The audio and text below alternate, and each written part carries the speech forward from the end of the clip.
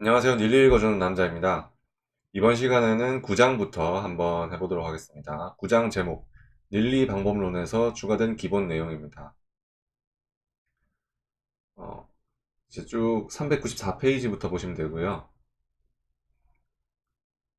쭉 읽다 보면은 다 쓸모없습니다. 전부 쓸모없고요.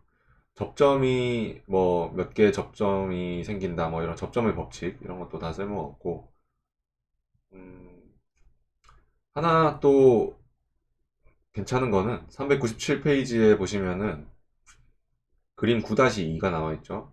여기에 제일 위에 그림 보시면은 지그재그가 한 게 있습니다. 이 지그재그가 제로랑 B랑 연결해서 제로 B 추세선을 그리고 요거랑 AC 추세선을 그리게 되면요. 이 지그재그로 끝나지 않고 한 칸 더 떨어질 확률이 높다고 생각을 할 수가 있습니다. 요거는 실제로 제가 요렇게 되는 사례를 되게 많이 봤기 때문에 이 평행한 추세선이 OB 추세선이랑 AC 추세선이랑 평행하게 그려진다면은 그 다음 한 칸 더 떨어진다 이런 식으로 생각을 해주셔도 될 것 같아요. 어, 근데 사실 뭐 이런 것까지 실전에서 다 쓸 수는 없고요. 그러니까 제로비 추세선을 이렇게 평행 채널을 그려가지고 하는 경우는 많이 없다고 생각해 주시면 되겠고 접점이 그렇게 중요하지 않다는 거. 398페이지에는 이제 시간 법칙이 나옵니다. 시간 법칙을 보시면은 ABC가 있죠. ABC의 A에 만약 어떤 패턴의 첫 번째 두 개의 내부 파동이 같은 기간에 걸쳐 형성되었다면 세 번째 파동은 앞에 형성된 다른 두 파동이 각각 형성되는데 소요된 기간에 비해 훨씬 길거나 짧은 시간이 소요될 것이다. 세 번째 파동은 앞의 두 개 파동을 합친 것과 같은 기간이 소요되는 경우가 종종 있다 라고 합니다. 이런 거는 그냥 믿지 마시고 시간론적인 건 믿지 마시고요. 어차피 절대 법칙도 아니고 그렇게 될 확률도 적습니다. 그러니까 요거는 릴리가 요런 경우도 있고 저런 경우도 있더라 약간 이런 식으로 적어둔 거지 우리가 매매 활용할 수 있는 부분은 사실상 아닙니다. 시간론적인 거에 대해서는 제가 부분적으로 따로 알려드릴 거기 때문에 이런 거를 굳이 안 보셔도 되고 그리고 B번 항목에 보면은 세 번째 내부 파동은 첫 번째 파동과 비슷하거나 61.8% 또는 1.618 비율 관계를 가질 것이다 이런 식으로 나와 있는데 시간상으로 피보나치가 성립하는 거를 아주 가끔 볼 수 있는데요. 가끔이 아니고서는 사실 어, 이렇게 정확하게 피보나치 비율 관계를 가지는 경우가 많이 없고 진짜 가끔 빼고는 피보나치 비율 관계를 가지는 걸로서 우리가 뭐 타점을 잡을 수도 없습니다 사실. 왜냐하면 세 번째 파동이 첫 번째 파동과 61.8%를 이룰지 1.618%를 이룰지 2.618을 이룰지 우리가 알 수가 없거든요. 0.382의 비율을 이룰 수도 있고 1.0의 비율을 이룰 수도 있고 다양합니다 사실. 그래서 이 시간론 법칙은 넘어가 주시면 될 것 같고 그걸 이제 그림으로 그려보자면은 399페이지에 있는 9-3번 이런 식으로 되겠죠. 근데 뭐 무시해 주시면 될 것 같아요. 네, 무시해 주시면 될 것 같고 그리고 400페이지에 보시면은 이제 플랫 패턴에서 ABC가 어떤 관계를 가지는지 이런 걸 나타내고 있는데 외우지 마시고요. 가장 확률이 높은 것부터 설명해 드리겠습니다. 가장 확률이 높은 거는 A파가 이렇게 나와 있고 B파가 깁니다. B파가 길어요. B파가 제일 긴 경우가 가장 많고 그 다음에 C파가 또 이렇게 짧게 나옵니다. 이렇게 B파가 가장 긴 경우가 가장 많다는 거. 그 다음 만약에 A파가 좀 복합 조정이 심해요. 예를 들면은 뭐 복합 조정이 이렇게 심하다고 칩시다. 그러면은 B파가 좀 짧아요. B파가 짧고 그리고 C파가 또 짧게 나오든 터미널에 나오든 나옵니다. 이렇게 되면은 사실 A파가 제일 길 수밖에 없는데 이런 케이스 말고는 거의 B파가 제일 길다고 보시면 되고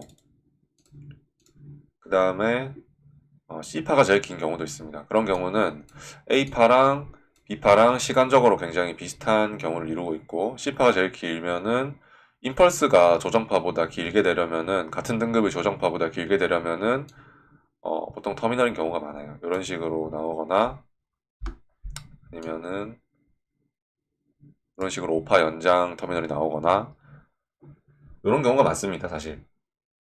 이런 경우가 아니고서는 C파가 제일 길기가 힘들어요. 왜냐하면은 여기가 A파고 B파고 C파라고 하면 C는 임펄스잖아요. 이 임펄스가 터미널이 아닌 이상 A나 B 조정파인 것보다 길기 힘든. 조정파는 당연히 시간적으로 긴 거고 임펄스는 좀 더 가격적으로 긴 거죠. 표준 패턴에서 보자면은 이제 임펄스가 우선 가장 가격적으로 크고요. 가격, 여기 시간 이런 식으로 보자면은 가격적으로 되게 크고 시간적으로 작습니다. 그 다음에 임펄스 다음 게 이제 지그재그죠. 지그재그가 가격적으로 조정파지만 그래도 방향성이 있는 그런 거고 이제 시간적으로는 작습니다. 네. 지그재그는 임펄스, 조정파 조금, 임펄스 이렇게 임펄스 두 개가 있기 때문에 시간적으로 굉장히 작을 수밖에 없고 그 다음이 이제 플랫이죠. 플랫이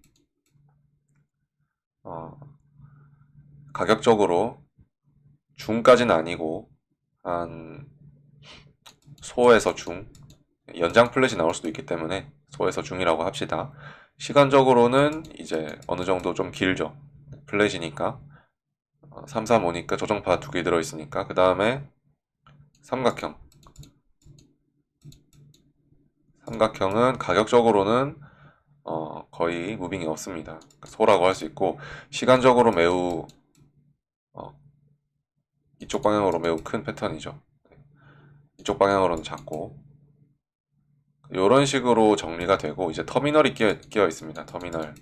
터미널은 임펄스보다 가격적으로 작을 수밖에 없고요. 지그재그랑 굳이 비교를 한다고 생각하기보다는 터미널은 임펄스보다는 작고 임펄스보다는 가격적으로 작을 수밖에 없고 그다음에 지그재그 같은 경우는 당연히 조정파니까 조정파 중에서 제일 큰 지그재그랑 비교를 하자면은 모르겠어요. 사실 터미널이 지그재그보다 길 수도 있고 지그재그가 터미널보다 길 수도 있으니까 이런 거보다는 일반적으로 생각하자면은 딱 한 요 정도 혹은 임펄스랑 지그재그 사이 한 요 정도 될 것이다.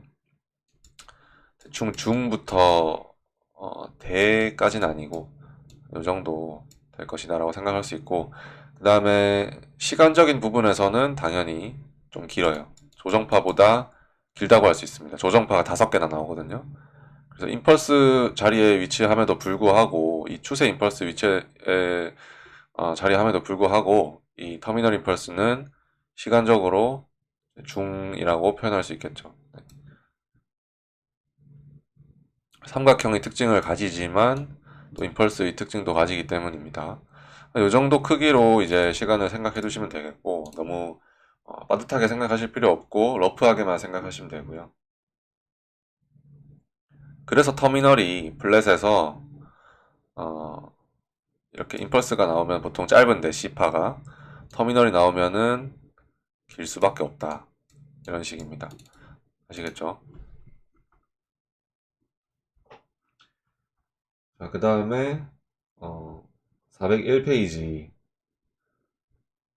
오류 사례 뭐 이런 거 나와 있는데 굳이 뭐 보실 필요 없고 그 다음 페이지 독립성의 법칙, 동시적 발생 이런 거 법칙의 예외 이런 거 다 필요 없고요.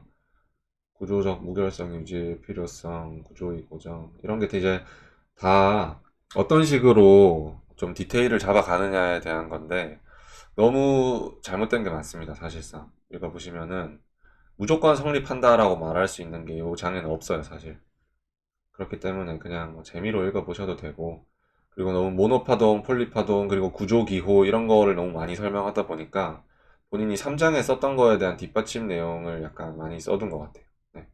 그렇게 9장을 쭉 넘기시고 그 다음에 10장 제목은 엘리어트 파동 이론의 고급 논리 법칙입니다. 정확히 412페이지부터 시작하고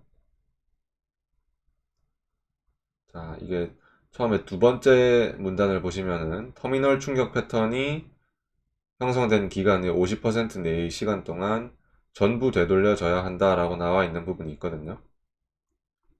이 말은 틀렸습니다, 사실. 형성된 기간의 50% 내의 시간 동안 전부 되돌려져야 한다. 어떤 말이 틀렸냐면 둘 다 틀렸습니다. 50% 이내의 시간, 50% 이내의 시간이라는 조건이 있고요. 그 다음에 전부 되돌림이라는 조건이 있습니다. 두 가지 조건이 있는데요. 이 조건들이 웬만하면 맞아요. 웬만하면 맞는데 틀리는 경우가 되게 많습니다. 1번 경우 같은 경우는 더 틀리는 경우가 많고 50% 이내의 시간에 되돌리지 못하는 경우의 대표적인 이유는 이렇게 됩니다. 만약에 이렇게 터미널이 나왔어요. 터미널이 이렇게 나오고 되돌리다가 쭉 내려오는데 여기 886에서 걸려요. 왜냐? 이런 식으로 샤크 패턴이 있거든. 샤크 패턴 혹은 내려오면서 그 중간에 한번 반등했다가 내려오게 되면은 배 패턴, 딥 가틀리 패턴 이런 것들이 있을 수가 있기 때문에 886에서 한번 걸립니다. 여기서 반등하고 내려올 수도 있고요. 아니면 횡보하다가 내려갈 수도 있습니다. 결국에는 886에서 조금 시간이 너무 길게 끌릴 것 같다고 하면은 본인의 자산을 여기서 만약에 본인이 숏을 들어갔다고 하면은 이 들어간 포지션을 886에서 정리해 주는 것도 나쁘지 않아요. 결국엔 이까지 오겠지만 그 시간이 아깝다면은 그 시간에서는 다른 그 시드를 이제 다른 곳에 운용하는 게 낫다고 생각을 할 수도 있잖아요. 그래서 이제 이 886 구간에서 1차 익절을 해주셔도 괜찮을 것 같다라는 겁니다. 터미널을 다 되돌릴 때 전부 익절하는 게 아니고 일반적으로 터미널을 전부 되돌릴 때 절반 익절을 하고 나서 트레일링 스탑이란 거를 하게 되는데 이 트레일링 스탑이란 거를 하기 전에 1.0에서 1차 익절을 하지 말고 0.886에서 1차 익절을 해서 트레일링 스탑을 해도 괜찮다 이 말이고 그리고 터미널이 있고 본인이 롱타점을 보고 있다. 롱타점을 보고 있으면 웬만하면 앞에 터미널이 있을 때 886에서 진입하는 것이 아니고 1.0에서 진입하는 게 훨씬 낫겠죠. 여기에서 진입하는 것보다는 다 되돌린 후에 롱을 진입하는 게 낫고 숏을 진입 들어가 있을 때는 익절은 886에서 1차 익절하는 게 낫다. 왜냐? 시간적으로 낭비를 하지 않기 위해서. 오케이. 그 다음에 이 886에서 끌리게 되면은 여기에서 여기까지 형성 기간이죠. 형성 기간 50% 이내에 다 되돌리지 못합니다. 여기까지 내려올 때는 이제 50% 이내에 내려올 확률이 되게 높아요. 하지만 여기서 횡보하거나 반등을 하고 내려온다면은 이 시간 이내에 되돌릴 확률이 되게 적고 그 다음에 이 전부 되돌림이라는 말이 또 틀렸습니다. 왜냐? 이 파동이 이제 A, B, C파일 수가 있어요. 요 C파가 이제 W-C파고 X파동이 나오고 나서 또 올라가는 경우를 많이 봤습니다.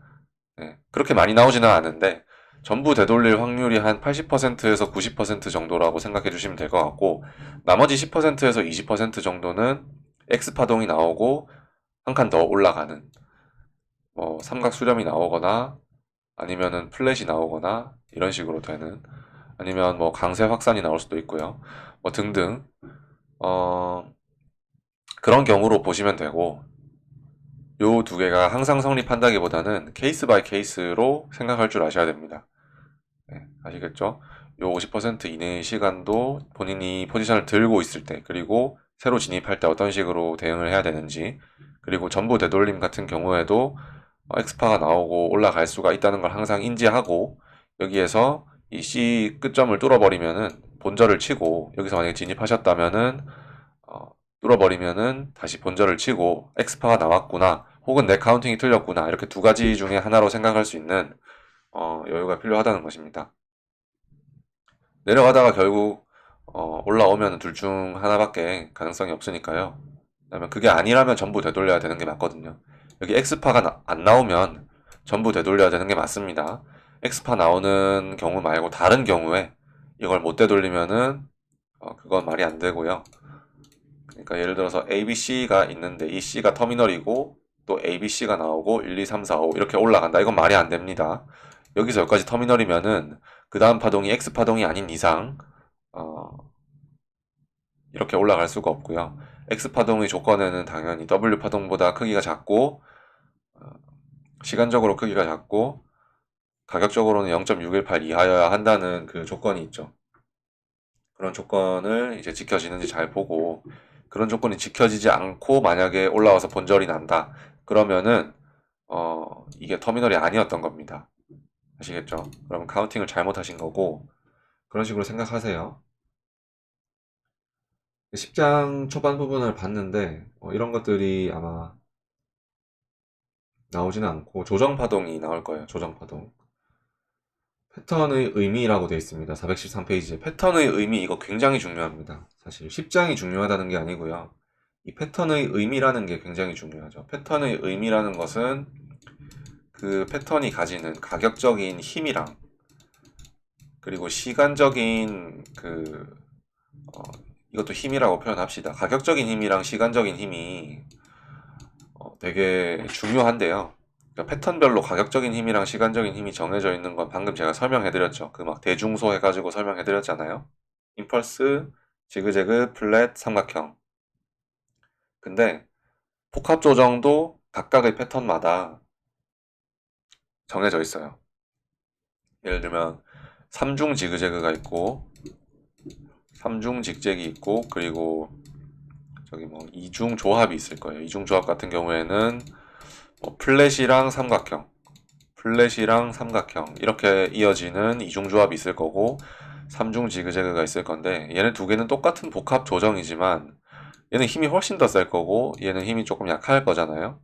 요 차이를 패턴의 의미라고 하는데 이 패턴이 의미하는 바가 있다면은 이 이후의 움직임을 조금 예상할 수 있지 않을까라는 생각을 할 수 있습니다.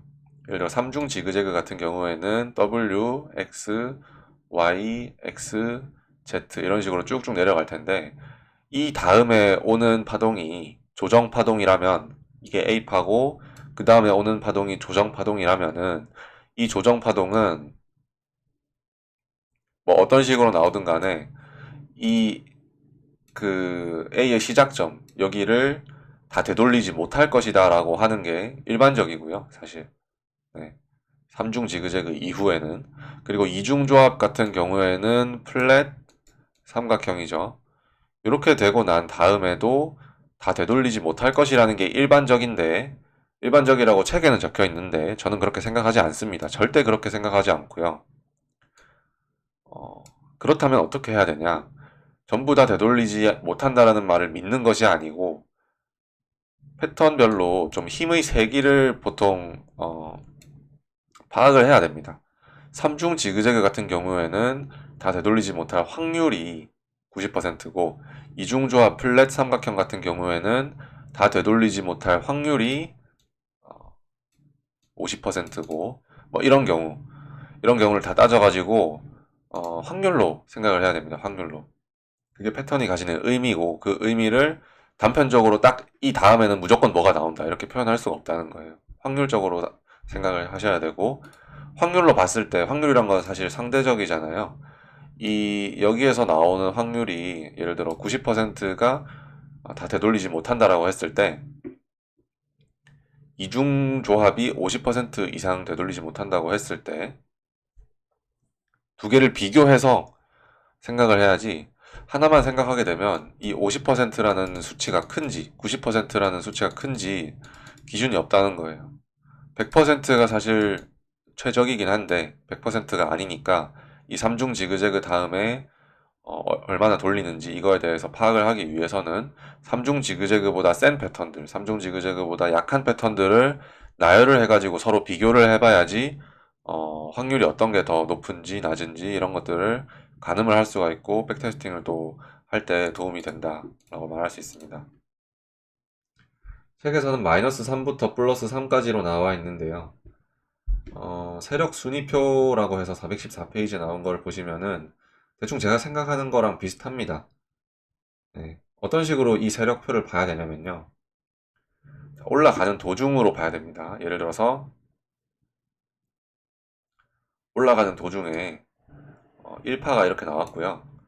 2파가 나올 때 이 파동들이 나온다고 생각을 해봅시다. 2파가 어떻게 나오고 요 자리에 어떤 식으로 나오고 그다음에 이제 3파가 올라가야 되는데요. 요 자리에 어떤 파동이 나올 수 있을지에 따라서 이제 세력 순위가 정해지는 건데요.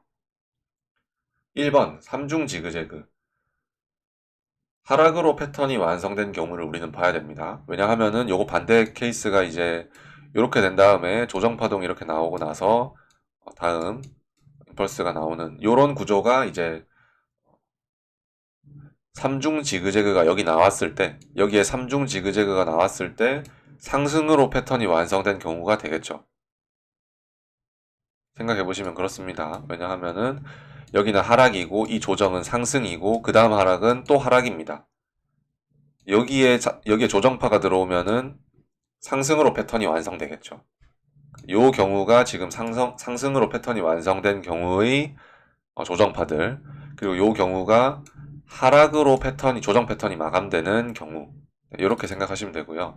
요 자리에 뭐가 들어왔을 때 어떻게 되느냐 이거거든요.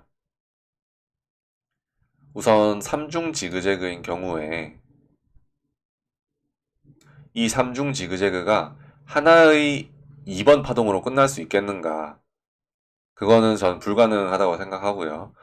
한 번도 본 적이 없고 이런 식으로 3중 지그재그가 나왔으면은 전부 다 되돌리지 못하는 파동이 이런 식으로 나오고 나서 어, C파가 나오고 올라가겠죠. 그러니까 3중 지그재그가 나오면 웬만하면은 조금 더 큰 조정 파동의 A파일 것이다 라고 생각하는 게 좋습니다.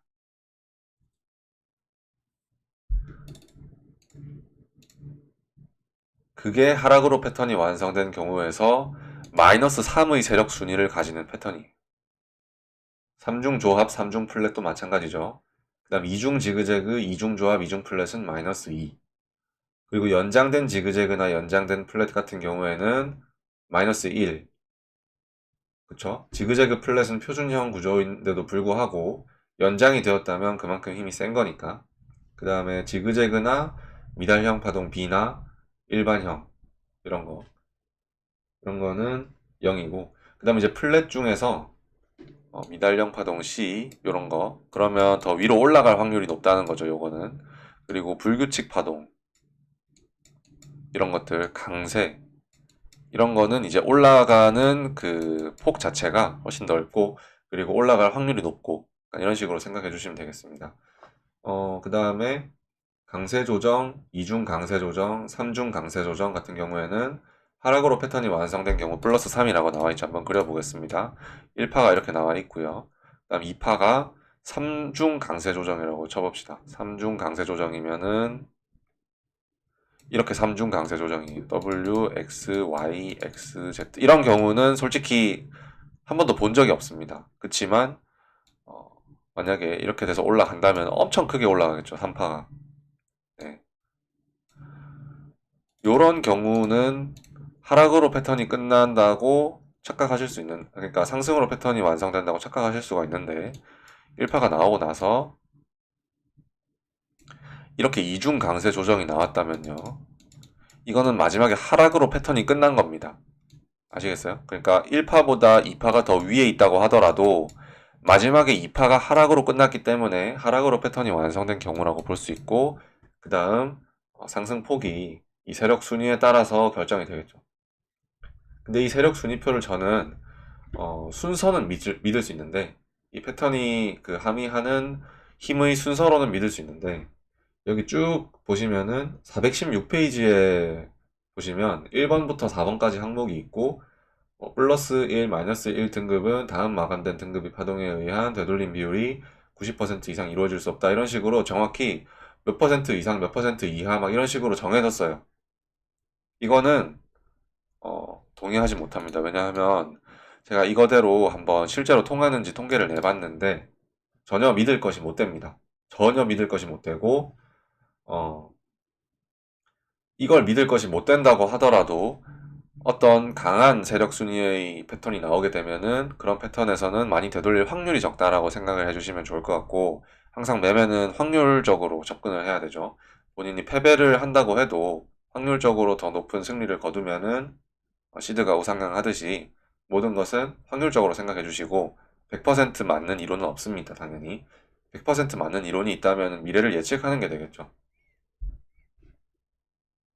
그 다음에 417페이지부터는 삼각형을 제외하고 모든 조정 파동들에 대해서 설명을 해뒀는데, 뭐 앞에 나온 패턴들 말고도 나옵니다. 뭐 3중 플랫 이런 것도 나오고요.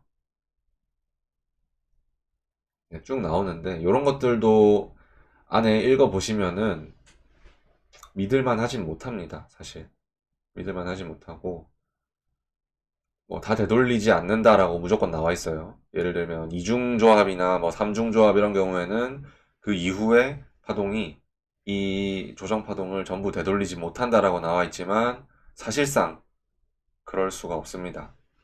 테스팅을 해보시면은 그게 말도 안 된다는 걸 알 수 있고, 그러니까 믿지 마세요. 사실 요 글들을 믿으면 안 되고 10장의 거는 좀 그래도 괜찮은 지식은 뭐냐면요. 여기 보시다 보면 강세 조정, 이중 강세 조정 이런 것들이 나올 거예요. 423페이지에 나오네요. 강세 조정이나 이중 강세 조정은 딱 이런 케이스죠. 강세 조정, 이중 강세 조정은 구분을 확실하게 하셔야 됩니다. 강세 조정 같은 경우에는 표준 파동이에요. A파가 나오고 B파가 나오고 C파가 나오는데 A파랑 C파랑 만날 수가 없습니다. 이렇게 되면은 1파보다 2파가 더 높은 위치에 존재하게 되겠죠. 종점이. 그 다음에 3파로 올라가게 됩니다. 그리고 이거는 ABC고요. A랑 C가 만날 수 없고, 이중 강세 조정 같은 경우에는 W, X, Y인데 이때 W랑 Y가 만날 수 있습니다. 강세 조정이랑 다르게 만날 수 있습니다. 그리고 WXY라고 말해야 되고요. 여기는 강세 조정이고 여기는 이중 강세 조정인데 완전히 다르죠. 얘는 오히려 불규칙 미달이라고 하면서 비교를 해야 비교가 될 건데 왜 이런 식으로 같이 분류를 해놨느냐, 같은 말로 표현을 해놨느냐라고 하면은 그 이후의 움직임이 되게 비슷해서 그런 겁니다. 그 이후의 움직임이 이전에 나온 충격 파동에 비해, 요 파동에 비해, 1번 파동에 비해 이 3번 파동이 매우 길 확률이 높다. 1.618 이상. 그러니까 3파가 1파에 비해 1.618 이상 클 확률이 높고, 그러니까 연장될 확률이 높고, 2.618을 넘길 때도 있다. 그러니까 엄청 길다 이거죠, 아무튼.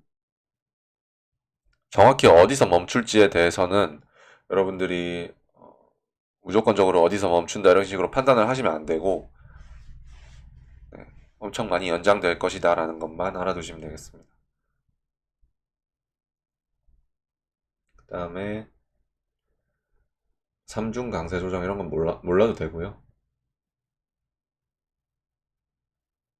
그 다음 삼각형이 나오네요.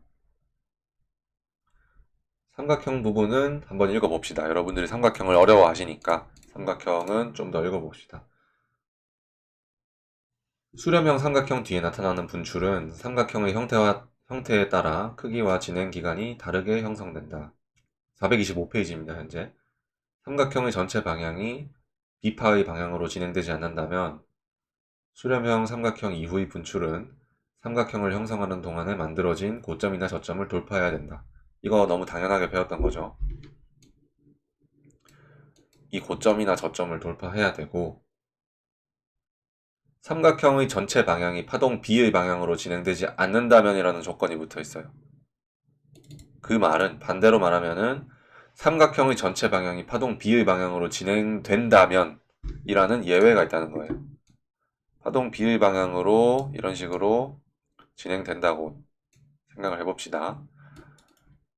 어떻게 생각해볼까요? 예를 들면은 이렇게 B 방향으로 삼각형이 추세선이 진행이 된다고 생각을 해볼게요. 이런 식으로 진행이 되는 강세 확장 삼각형의 경우에는 이후에 이 고점, 삼각형에 의해서 생긴 고점, 요거를 못 뚫고 되돌아올 수도 있다라는 겁니다. 네.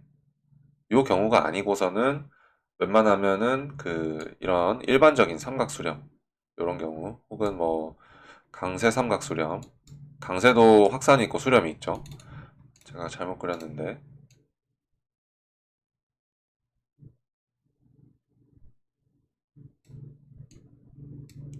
이런 식으로 강세 수렴이 나오고 여기 1파 여기 다음 파동이 나오면은 여기서 생긴 고점을 뚫어야 됩니다. 강세 확산일 때만 안 뚫으면 되고요. 네, 그리고 일반 확산 같은 경우에도 안 뚫어도 되는데 네, 요거는 B 방향으로 향하지 않아도 가능한데 근데 요거 수렴형 삼각형이라고 나와 있는데 삼각형을 형성하는 동안에 만들어진 고점이나 절 봐야겠다. 저 조건이 사실 필요가 없는 것 같습니다. 삼각형의 전체 방향이 B파이 방향으로 진행되지 않는다면이라는 조건이 굳이 안 적혀 있어도 수렴형 삼각형은 웬만하면 다 고점이나 저점을 돌파하죠. 확산형 삼각형에서 저 조건이 붙으면은 이제 돌파하지 못하는 경우가 많습니다. 그러니까 수렴형 삼각형은 무조건 돌파하신다고 보시면 돼요. 저 조건은 지워 두시고 수렴형 삼각형 파트니까 미세한 형태 차이에 따라 수렴형 삼각형은 4번 파동이나 B파, X파 또는 복합 조정의 마지막 부분 등이 될 수 있다. 그쵸? 제한이나 무제한. 삼각형은 시장에서 중요한 지지와 저항대를 형성한다. 맞는 말입니다. 어떤 부분에서 길게 횡보를 한다면 여기서 지금 거래가 되게 많이 됐다는 거잖아요. 그러면은 여기서 지지나 저항대가 항상 이런 식으로 형성이 되어 있습니다. 물론 바로 뚫릴 수도 있어요. 지지 저항대라는 것이 무조건 성립해야 되는 것은 아니고 가격이 멈출 만한 요인이 된다는 거죠. 100%는 없습니다. 미세한 형태 차이에 따라 수렴형 삼각형은 4번 파동이나 B파, X파동 또는 복합 조정의 마지막 부분이 될 수 있다. 이거 읽은 거네요, 이미. 일단 삼각형이 완성되면 꼭지점에 해당하는 가격 수준은 상승에 대한 저항대 또는 하락에 대한 지지대로 작용한다. 여기는 꼭지점이라고 나와 있는데 여러분이 기억이 안 나실 수도 있어서 설명해 드리자면은 이런 식으로 AC 추세선과 BD 추세선을 그었을 때 여기가 꼭지점이었죠. 근데 요거는 지지 저항이 되지는 못합니다. 사실 제가 봤을 때 지지 저항이 되지는 못하니까 요거는 잊으셔도 됩니다. 꼭지점은. 시장이 이런 장벽을 돌파하면 그 이후의 흐름은 매우 강하게 형성될 것이다. 삼각형에 의해 형성된 중요한 지지 저항은 거의 항상 피보나치 비율을 찾는 데 있어 중요한 지점이 되고 특히 삼각형이 지그재그의 파동 B일 때 더욱 그렇다.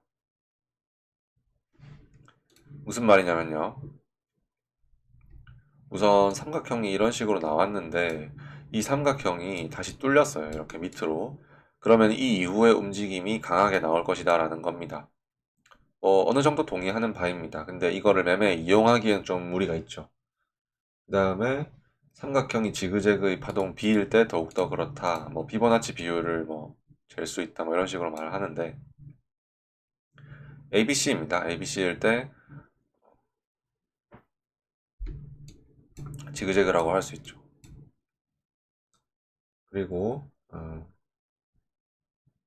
예를 들면 여기서부터 여기까지 되돌림 비율을 쟀는데 0.382에서 멈출지 0.5에서 멈출지 0.618에서 멈출지는 모르겠어요. 근데 여기서는 한번 멈출 확률이 높다.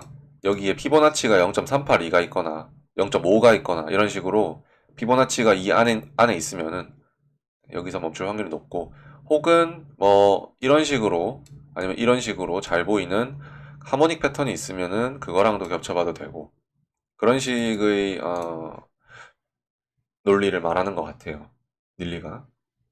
물론 닐리가 하모닉을 알지는 못하고 786, 886을 알지는 못하지만 전체 파동에 대한 되돌림 수치 자체가 다른 책에서는 뭐 0.38이 되돌린다, 0.5 되돌린다 이렇게 너무 강압적으로 말해버리고 있는데 그거 당연히 성립 안 하거든요. 그러니까 그것들이 저런 삼각형 매물대 내부에 있을 때 신뢰를 좀 더 할 수 있다 이런 식으로 들어가야 됩니다. 그 다음 페이지 426페이지의 첫 번째 문단은 당연히 꼭지점 관련된 거니까 저는 넘어갈 것이고요. 그다음에 제한 삼각형. 대부분의 조정파동이 나타내는 의미가 이전의 충격파동이나 조정파동에 큰 영향을 받는 것과 달리 제한 삼각형은 스스로를 규정하는 성격을 갖는다. 그렇죠?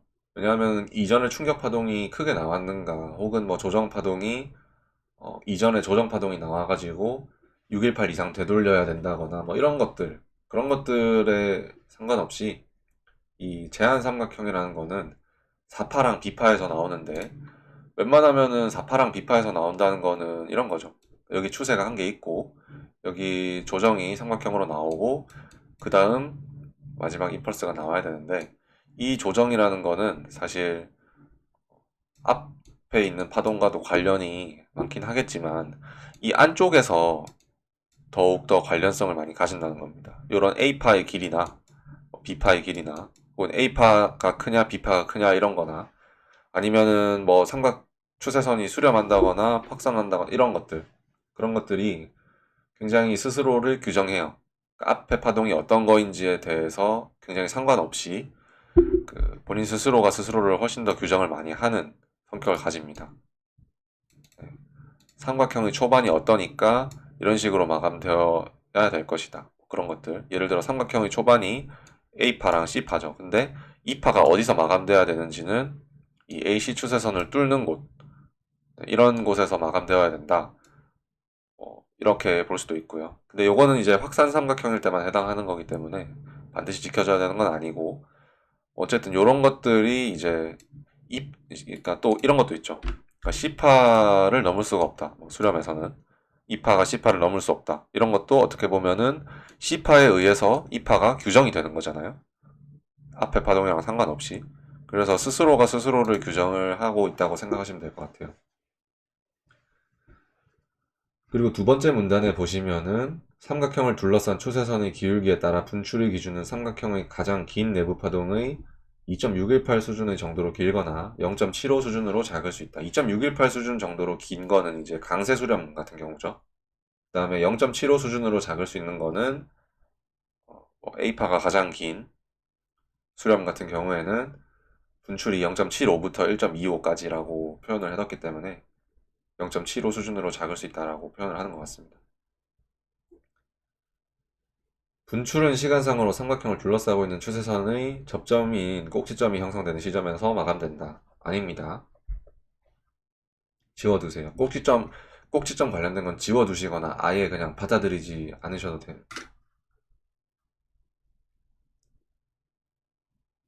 그 다음에 만약 모든 지표가 삼각형이 B파이거나 4파라는 것을 나타내지만 분출 이후에 돌파 지점으로 되돌려지지 않거나 넘어서지 않고 처음 분출 과정에서 나타났던 고점이나 저점을 넘어선다면, 그러니까 이런 식으로 A, B, C, D, E가 나오고 분출이 나왔는데 다시 되돌아오지 않고 이렇게 넘어선다면은, 여기를 넘어선다면은 이것은 터미널 삼각형이 형성되고 있거나, 터미널 삼각형이라고 말했는데 그냥 터미널 임펄스입니다. 터미널 임펄스가 형성되고 있거나 X파동이 진행 중인 것이다. 그러니까 여기에서 지금 뭐 터미널 임펄스 같은 거 있죠. 예를 들어 이런 거. 그러니까 여기까지 분출이 됐는데 되돌아오지 않고, 이렇게 삼각형이 나온 이후에 분출이 됐는데 되돌아오지 않고 다시 올라가면은 터미널 임펄스가 이런 식으로 진행되고 있거나, 혹은 그냥 X파동이 나오고 올라가 버리는 것이다. 그쵸? 파동 B인 제한 삼각형을 다룰 때 분출 이후 반전 과정에서 삼각형의 꼭지점이 형성된 가격대를 돌파하지 않는다면 아마도 삼각형 돌파 이후 X파동이 진행 중일 것이다. 뭐, 요 경우입니다. 요 경우. ABC, X, ABC 이런 식으로. 수평형 삼각형, 불규칙 삼각형, 강세 삼각형 돼 있는데, 불규칙 삼각형의 경우에 조금 앞에 내용이랑 다른 게 있는데요. 이런 형태에서는 이제 B파가 더 크기 때문에 A파보다 위로 올라갈 힘을 더 응축하고 있다고 표현을 합니다. 불규칙의 경우에는 플랫도 마찬가지죠. 불규칙의 경우에는 일반 플랫 같은 경우보다는 힘이 좀 위쪽 방향으로 많이 쏠려 있는 상황이기 때문에 이후에 분출 길이가 조금 더 길 것이다 라고 판단을 하는 게 당연히 패턴의 의미 부분에서는 당연합니다.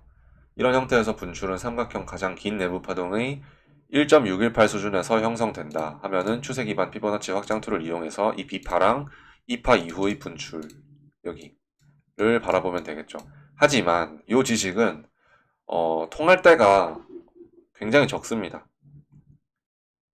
네, 보통 사람들이 삼각수렴이 분출이라고 하면은 그러니까 이 1대1에서 입구 크기 1대1에서 많이 그 매물이 걸려 있기 때문에 이까지 오는 경우가 굉장히 적어요.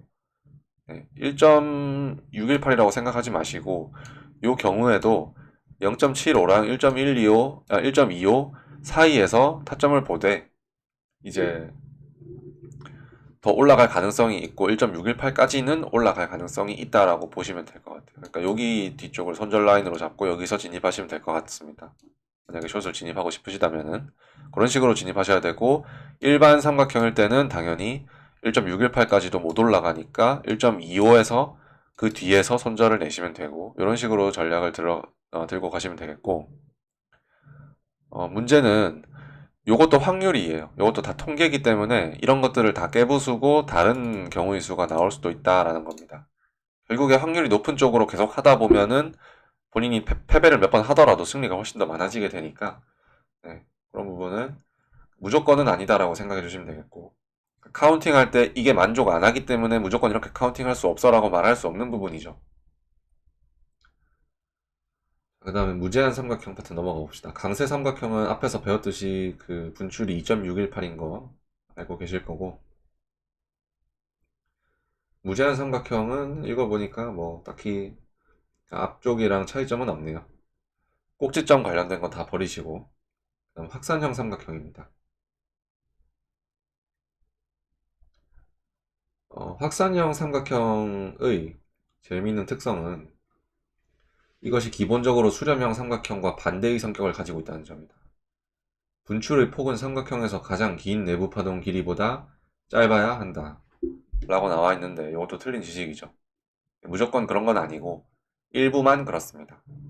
W, X, Y 이런 식으로 나왔으면 다 되돌리는 게 맞고요. Y파에 나오면은 이게 강세든 아니든 다 되돌리는 게 맞습니다. 여기까지 다 되돌리는 게 맞고 그게 아니라면은 제한 삼각형 파트에서 나왔다면은 혹은 W파에서 나왔다면은 다 되돌리지 못하는 게 맞겠죠. 그러니까 위치에 따라서 다릅니다. 이 패턴이 파동 B에서 나타난다면 파동 C가 미달형 패턴으로 마감될 것이 분명하다. 네, 이것도 100%는 아닌데 거의 맞습니다. 이거는 예를 들어서 플랫의 A파가 나오고 플랫의 B파가 나왔다고 칩시다. 그러면은 마지막에 C파는 여기 고점을 못 넘기고 그리고 여기 A파의 종점도 못 넘기고 미달 파동을 형성시키면서 ABC가 아마 끝날 요럴 확률이 되게 높습니다. 무조건은 아니에요. 이것도 다 통계적인 지식이고요. 그 다음에 여기서도 제한 삼각형이나 무제한 삼각형이 있는데 어, 무제한 삼각형일 경우에 제일 마지막 문장을 보시면은 이것이 복합 조정의 마지막 국면에 나타난다면 이것은 완전히 되돌려져야 할 것이다 라고 나와 있죠. 이게 방금 제가 말한 그거예요. Y파동이나 뭐 삼중조합의 Z파동에 나오면 당연히 완전히 되돌려져야 된다 라는 겁니다. 가장 일반적인 발생 위치는 첫 번째 국면이라고 하는데 그 확산 삼각형보다는 강세 확산 삼각형이 W파로 발견되는 경우가 종종 있습니다. Y파에 발견되는 경우가 더 많지만 이런 경우가 종종 있습니다. 그 다음 충격파동. 요거는 앞에서 다 했죠, 사실. 앞에서 다 했습니다. 1번 파동의 연장, 3번 파동의 연장, 5번 파동이 연장된다면 그 이후에 얼마만큼 되돌려야 되는지. 이제 61.8% 이상 되돌리면 안 된다는 조건이 다 붙어 있긴 해요, 여기서는. 당연하죠. 4파가 3파를 0.618 이상 되돌릴 수 없습니다. 그리고 2파가 1파를 0.618 이상 되돌릴 수 없습니다. 물론 2파의 일부분은 1파를 99%까지 되돌릴 수 있지만 2파의 종점은 1파를 0.618 이상 되돌릴 수 없습니다. 그리고 430페이지에 1번 파동의 연장 들어가기 전에 마지막 문장을 보시면은 3번 파동이 1번 파동의 2.618을 넘어서지 않는다면 5번 파동이 연장될 가능성이 있다고 나와 있죠. 그러니까 3번 파동이 1번 파동에 비해서 2.618 이상 길어져 버리면 무조건 3파 연장이고요. 3파가 1파보다 2.618 이상 안 길어지고 조정파가 나온 다음에 5파가 나온다면은 3파 연장일 수도 있고 5파 연장일 수도 있는 겁니다. 5파 연장은 당연히 3파보다 1.618 길이 이상 길이가 나와야 되고, 그 다음 431페이지에 이제 터미널 패턴이라고 나오는데, 터미널 패턴이 일반적으로 25% 정도의 시간 동안 완전히 되돌려진다고 하는데, 50%의 시간 내에서도 다 되돌릴 수 없는 경우가 많습니다. 886 방금 설명드렸죠. 자, 그 다음 11장을 들어가야 되는데, 이번 시간에는 11장을 들어갈 수 없을 것 같고, 11장 내용이 꽤 많거든요. 그래서 다음 시간에 11장을 하고 12장 내용도 단독적으로 굉장히 많기 때문에 11장이랑 12장을 한 강의 2개, 3개 정도 이런 식으로 하면은 다 끝날 것 같습니다. 오늘은 여기까지 하고요. 11장 하실 때 또 봐주시면 될 것 같습니다. 감사합니다.